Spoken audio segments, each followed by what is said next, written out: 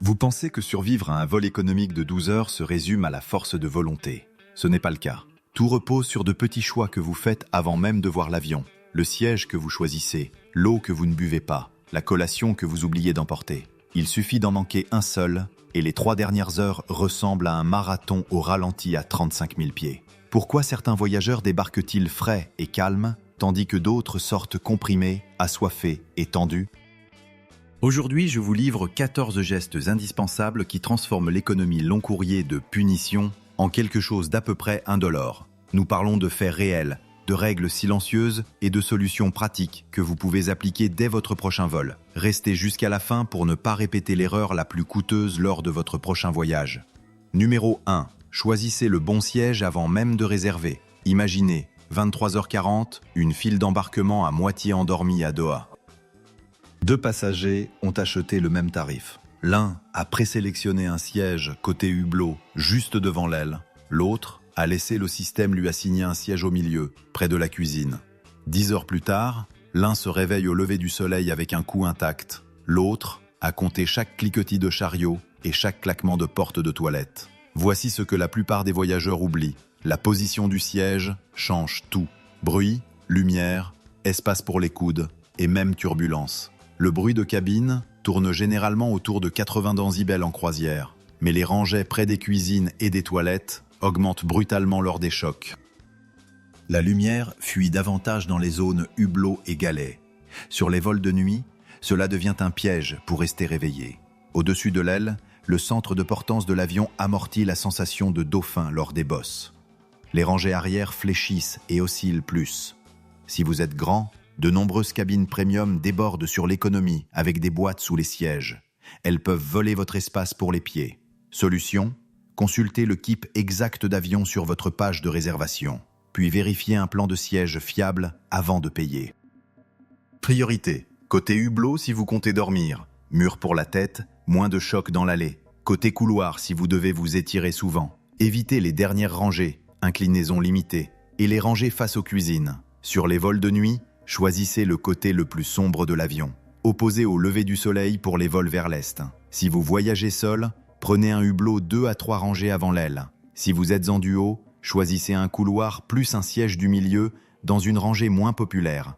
Les hublots vides sont attribués en dernier plus souvent qu'on ne le pense. À venir, la petite organisation de bagages qui évite 90% des inconforts en vol, à commencer par un sac transparent de 1/4 et un cube zippé à garder à vos pieds. Numéro 2. Maîtrisez l'art d'un bagage intelligent. Imaginez, embarquer sur un vol de 14 heures, glisser dans votre siège et réalisez que votre câble de téléphone est coincé dans le compartiment supérieur.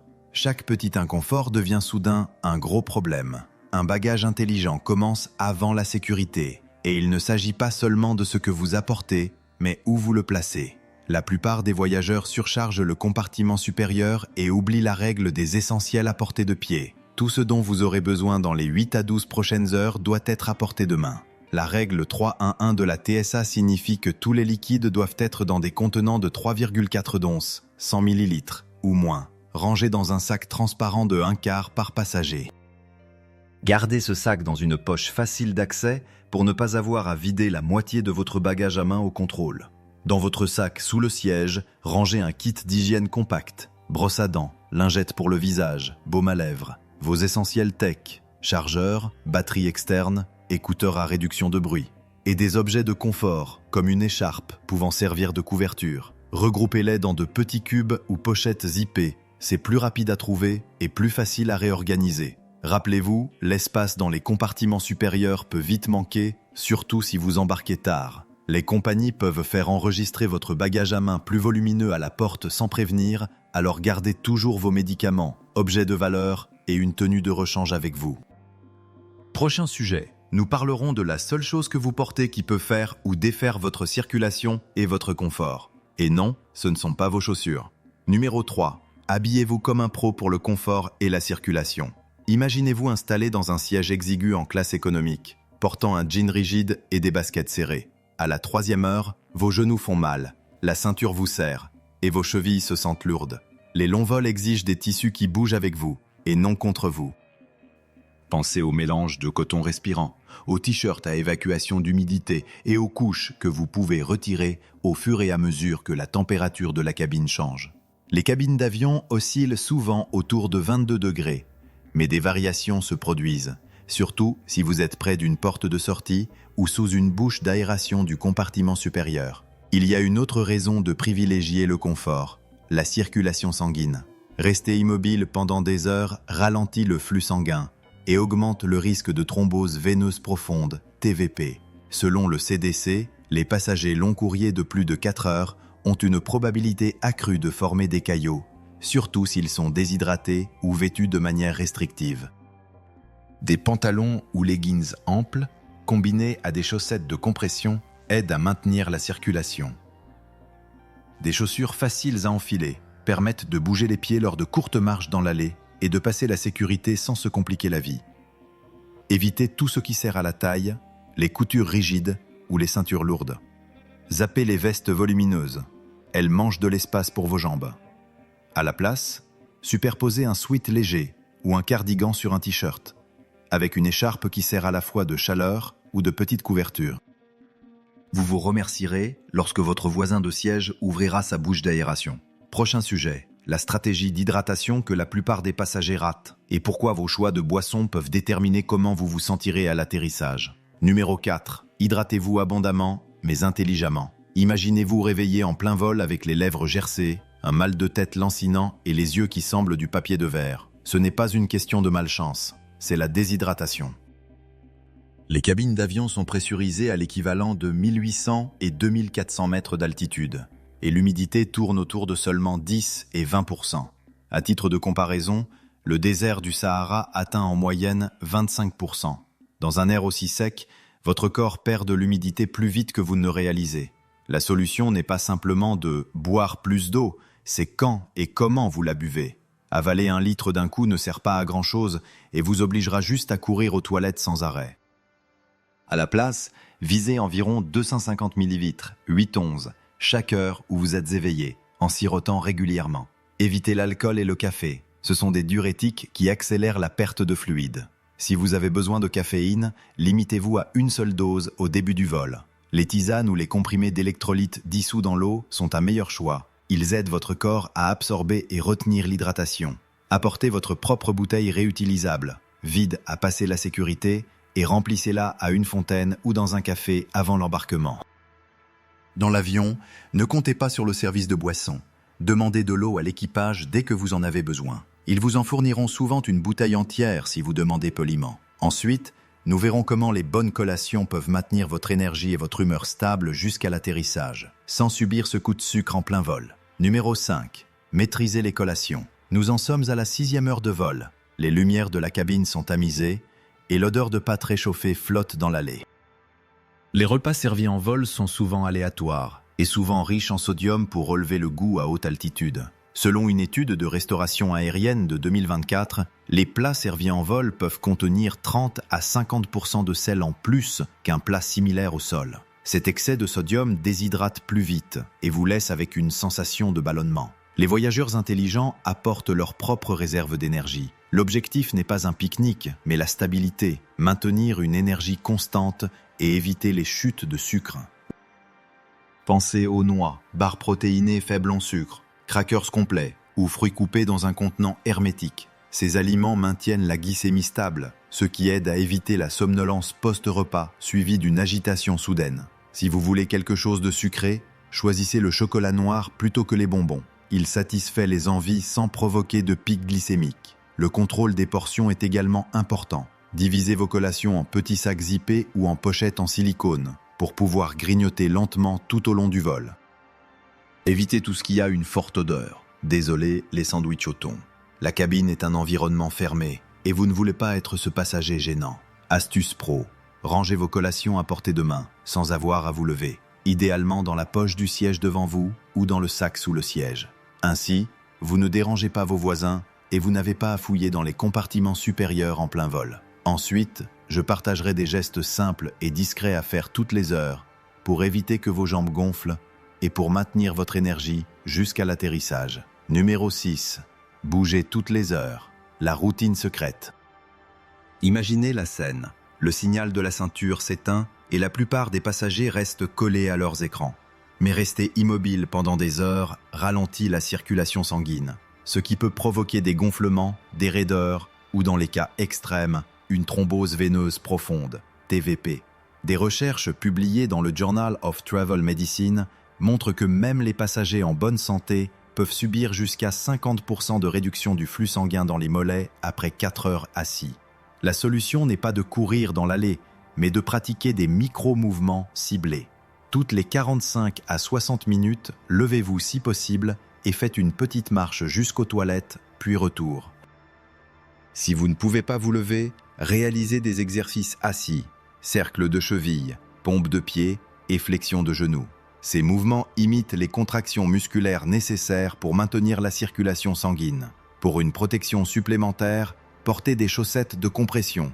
Des études montrent qu'elles peuvent réduire jusqu'à 60% le gonflement des jambes sur les vols long courriers. Quand vous marchez, synchronisez vos déplacements entre les services de repas pour ne pas bloquer les chariots. Si vous êtes côté hublot, prévenez vos voisins de rangée que vous devrez bouger de temps en temps. La plupart des gens sont plus compréhensifs lorsqu'ils sont avertis à l'avance. Et voici l'avantage caché. Bouger régulièrement ne protège pas seulement la circulation. Cela stabilise votre énergie et clarifie votre esprit, rendant les heures de vol moins longues. À venir, comment le bon équipement pour dormir peut transformer une cabine bruyante, lumineuse et étroite en votre zone de repos personnel, même en classe économique. Numéro 7. Utilisez le bon équipement pour dormir. Les lumières de la cabine s'atténuent, mais la lampe de lecture de votre voisin brille intensément. Un bébé pleure 3 rangées plus loin et l'appui-tête appuie dans votre nuque. Sans le bon équipement, dormir en classe économique devient un véritable défi olympique. Commencez par un oreiller cervical de qualité. Les modèles en mousse à mémoire soutiennent la tête sans la projeter vers l'avant. Et les versions gonflables économisent de la place dans votre sac. Associez-le à un masque de sommeil qui bloque toute lumière. Même la lueur faible des écrans du dossier peut perturber la production de mélatonine, essentielle pour réguler le cycle du sommeil. Le bruit est l'ennemi suivant. Le bruit ambiant dans la cabine atteint en moyenne 85 décibels, similaire à la circulation urbaine, et augmente lors du service des repas ou de turbulences. De bons bouchons d'oreille ou un casque à réduction de bruit peuvent réduire ce niveau de plus de moitié.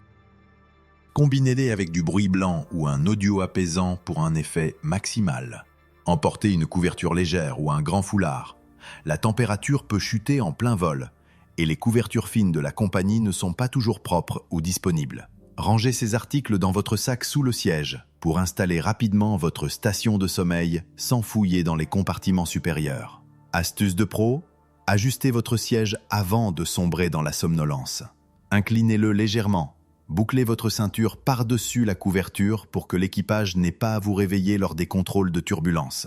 Et soutenez vos pieds pour éviter les tensions dans les jambes. Ensuite, nous verrons comment préparer votre propre divertissement avant le décollage peut vous éviter l'ennui et une erreur étonnamment coûteuse à 35 000 pieds. Numéro 8. Préparer son divertissement est un vrai sauveur. Vous êtes installé, le service des repas est terminé, et maintenant, rien.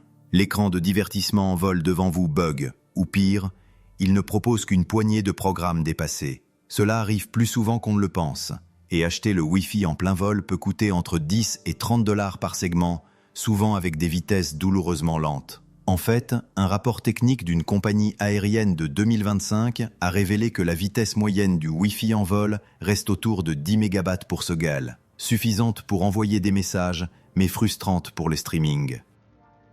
La solution ? Chargez votre propre bibliothèque avant de voler. Téléchargez films, podcasts, livres audio et playlists sur votre téléphone ou tablette avant de partir. De nombreuses plateformes permettent désormais le téléchargement hors ligne, mais elles nécessitent une synchronisation récente tous les 30 jours, alors vérifiez avant d'embarquer. Prenez une batterie externe entièrement chargée, moins de 100 Wh pour respecter les règles TSA, et vos propres câbles de recharge. Tous les sièges ne disposent pas d'une prise, et certains ports USB fournissent à peine assez d'énergie pour charger un téléphone. Ne négligez pas le divertissement analogique. Un livre papier ou un livre de jeu peut durer bien plus longtemps que n'importe quelle batterie. Et si vous voyagez avec des enfants, préchargez des programmes adaptés à leur âge et apportez des écouteurs qui leur vont réellement. Rien ne teste la patience comme une crise de 8 heures à cause d'une tablette déchargée. Ensuite, la stratégie de contrôle du bruit que jurent les voyageurs fréquents et pourquoi il ne s'agit pas seulement de bloquer le son. Numéro 9. Contrôler le bruit comme un voyageur fréquent. L'altitude de croisière vibre d'un bourdonnement constant, environ 85 décibels en moyenne, équivalent au trafic urbain. Ajoutez le cliquetis des chariots de repas, les pleurs des bébés et les voisins bavards, et votre cerveau ne bénéficie jamais d'un véritable repos. Une exposition prolongée à ce niveau sonore peut accroître la fatigue et le stress, même si vous ne vous en rendez pas compte sur le moment.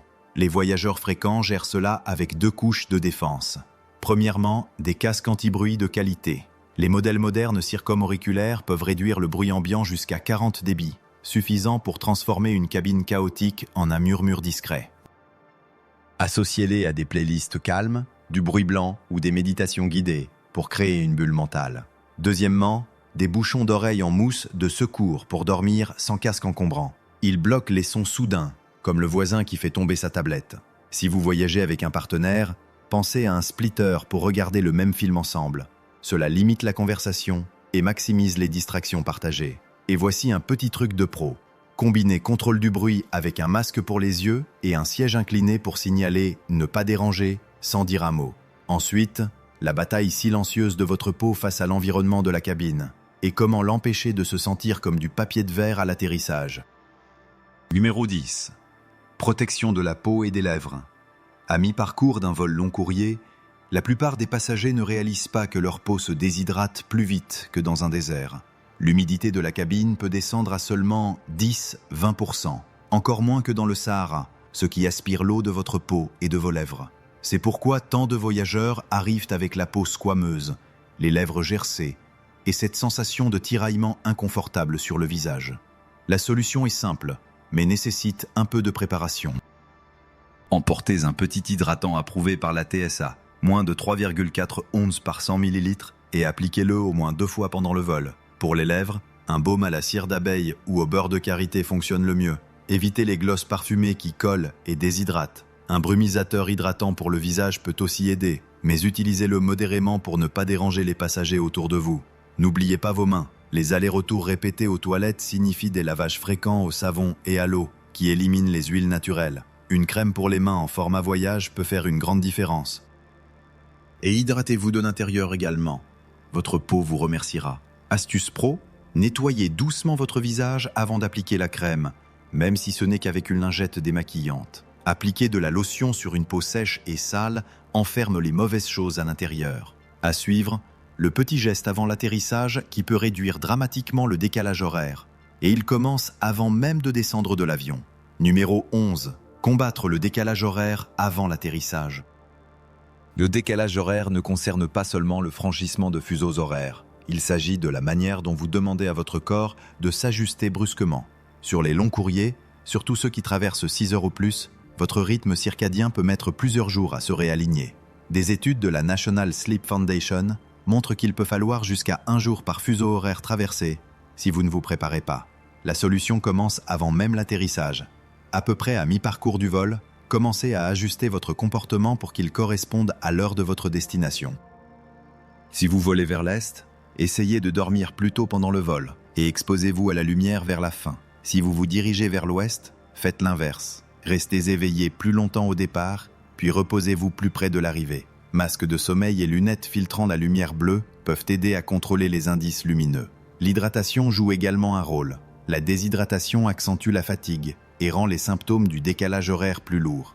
Évitez les repas lourds et riches en glucides juste avant l'atterrissage. Optez plutôt pour des snacks légers et riches en protéines qui ne vous rendront pas somnolent. Un truc sous-utilisé, réglez votre montre ou l'horloge de votre téléphone sur l'heure de la destination dès l'embarquement. Ce changement mental peut subtilement préparer votre corps à la transition. Ensuite, nous explorerons les extras gratuits et les avantages cachés des compagnies aériennes qui peuvent rendre la classe économique surprenamment plus confortable, à condition de savoir comment les demander. Numéro 12. Profitez des extras gratuits et des avantages cachés des compagnies aériennes. La plupart des passagers en classe économique pensent que ce qu'ils voient est tout ce qu'ils obtiennent. Mais les voyageurs expérimentés savent qu'il y a plus à condition de demander correctement. Les compagnies aériennes disposent de petits extras qui ne sont pas toujours distribués, sauf si vous les demandez. Couverture supplémentaire, oreillers, bouteilles d'eau, voire des trousses de confort sur certains vols long courriers. Sur des vols plus calmes, vous pourriez même obtenir une rangée entière pour vous tout seul, simplement en demandant à un membre d'équipage si des extras sont disponibles après la fin de l'embarquement. Le secret, le timing et le ton. Demandez poliment pendant les périodes de service plus calmes, pas lorsque l'équipage sert les repas ou gère des turbulences. Souriez, utilisez leur nom si vous l'avez entendu, et soyez précis. Auriez-vous des oreillers supplémentaires ? Fonctionne mieux que « quoi d'autre puis-je obtenir ?» Mini-fait. Dans une enquête de voyage de 2025, plus de 40% des passagers long courrier ayant demandé de petits extras les ont reçus, mais moins de 15% des passagers avaient posé la question en premier lieu. Il en va de même pour des collations spéciales, fruits, yaourts, crackers, pouvant être disponibles pour des besoins alimentaires particuliers mais non listés sur le menu. Certains avantages sont spécifiques à la route. Certaines compagnies offrent des chaussons, des kits de brosse à dents, ou même des masques pour les yeux en classe économique sur les vols de nuit. Ces petits conforts peuvent faire une différence notable pendant plus de 10 heures. Ensuite, nous aborderons comment protéger votre santé et votre hygiène dans l'environnement très chargé en germes de la cabine. En commençant par la surface la plus sale que vous toucherez pendant tout le vol. Numéro 13. Protégez votre santé et votre hygiène. La plupart des passagers supposent que les toilettes sont les points les plus contaminés, mais des études montrent que le plateau repas peut abriter jusqu'à 8 fois plus de bactéries que la lunette des toilettes. Lors d'un audit hygiène des compagnies aériennes en 2024, des prélèvements sur les plateaux des dossiers ont révélé des traces d'E. coli, de moisissures et de virus du rhume. Cela s'explique par le fait qu'ils sont touchés par des centaines de mains chaque jour et rarement désinfectés entre les vols. Votre défense est simple et portable. Emportez un petit paquet de lingettes désinfectantes, la TSA les autorise sans limite de liquide, et nettoyez le plateau, la boucle de la ceinture, les accoudoirs et l'écran tactile avant de vous installer. N'oubliez pas les loquets du compartiment supérieur si vous y accédez fréquemment. Utilisez du gel hydroalcoolique après avoir touché des surfaces à contact élevé, surtout avant de manger. Les toilettes elles-mêmes présentent aussi des risques. Ce sont de petits espaces humides où les bactéries prolifèrent. Utilisez un essuie-tout pour verrouiller et déverrouiller les portes et évitez de toucher les robinets à main nue. Gardez vos chaussures, même pour de courts déplacements. Astuce, préparez un mini-kit santé, gel, lingettes, mouchoirs et masques de rechange. Si vous voyagez pendant la saison de la grippe ou vers une région touchée par des épidémies, cette petite habitude peut sauver votre voyage d'être gâché par la maladie. Ensuite, le changement mental qui peut faire paraître même les vols long courriers en économie beaucoup plus courts, sans toucher à votre montre. Numéro 14. Astuce mentale pour faire passer le temps plus vite. Les longs vols peuvent sembler interminables si vous regardez l'horloge. Les psychologues appellent cela l'effet de dilatation du temps. Plus vous vous concentrez sur le passage du temps, plus il semble lent. La solution ? Trompez votre cerveau en découpant le voyage en segments plus petits et plus gérables. Fractionnez le vol en blocs. Service des repas, un film, une sieste, une marche, un podcast, afin que chaque segment ressemble à un mini-événement plutôt qu'à une longue épreuve. La pleine conscience peut aussi aider. Des exercices simples de respiration ou des méditations guidées réduisent le stress et gardent l'esprit ancré dans le présent plutôt que d'anticiper l'inconfort.